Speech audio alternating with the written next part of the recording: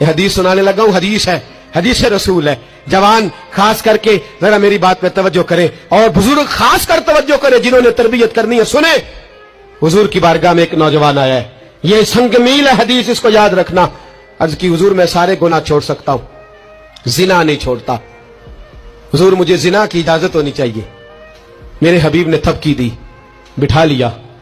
میں کہتا ہوں حضور نے گناہگاروں کو معاشرے سے کاٹا نہیں، ان کی تربیت فرمائی ہے، ان کی تربیت فرمائی ہے، ان کو قریب فرمایا. میرے حبیب کریم صلی اللہ علیہ وسلم نے فرمایا ادھر آپ بیٹھ جا. بیٹھ گئے. حضور نے فرمایا تو پسند کرتا ہے تیری ماں کے ساتھ کوئی بدکاری کرے؟ حضور نہیں. فرمایا تو پسند کرتا ہے تیری بیٹی کے ساتھ کوئی بدکاری کرے؟ یا رسول اللہ میں آنکھیں نکال دوں گا. حضور نے فرمایا تو پسند کرتا ہے تیری بہن کے ساتھ؟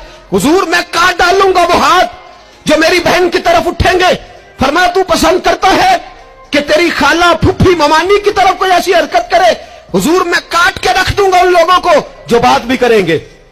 میرے حبیب نے فرمایا اچھا جس کے ساتھ تو بدکاری کی اجازت مانگ رہا ہے وہ کسی کی ماں نہیں لگتی، وہ کسی کی بہن نہیں لگتی، وہ کسی کی بیٹی نہیں ہوگی؟